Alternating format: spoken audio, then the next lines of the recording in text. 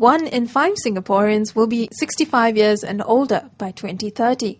With an increasingly aging population, working longer seems to be the way forward. From January next year, workers who turn 62 will be given the option to work for another 3 years till at least age 65 under the Retirement and Re-employment Act. Some 20,000 workers will be affected by the new law. Razor TV met up with 63-year-old Elizabeth Hendricks, who has been working beyond retirement age, to find out what keeps her going. Elizabeth works as a steward in Fairmount, Singapore. Despite her age, she enjoys her job and has never missed a day of work.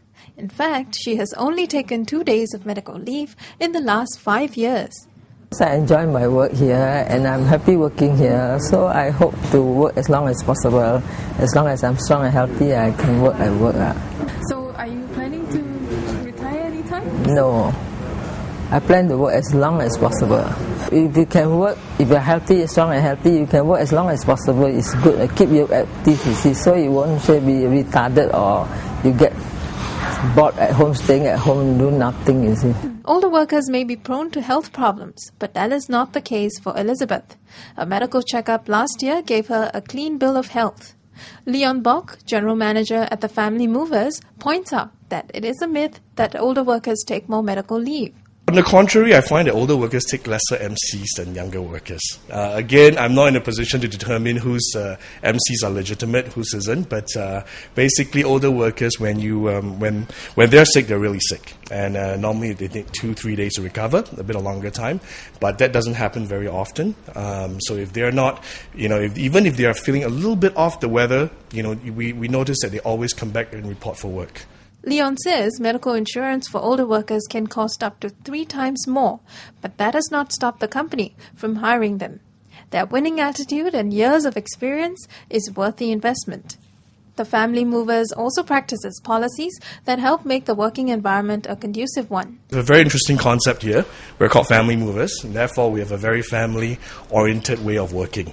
So any older workers that come in, we treat them like as though they're a big brother. There's a mentorship that they're expected to play as well to the younger workers. In terms of taking care of the health, obviously this is all covered by the necessary insurance and the health schemes that we have in place with the company. As somebody who is, say, above 60 years of age, we understand the fact that they might require more checks, health checks, regular health checks, or even more time given to take care of their health. We normally provide all this in advance. They regularly reassign job responsibilities in the company so that their employees' capabilities are utilized. For instance, older workers are given in-house or desk-bound jobs if they are not able to cope with moving heavy items. Under the new Retirement and Re-employment Act, employees have to be medically fit and have at least satisfactory work performance to be eligible for re-employment. If the employer is unable to offer a job, there is a one-time employment assistance payment to help the worker while he finds another job. The recommended amount is up to 3 months of the worker's salary, but not more than $10,000.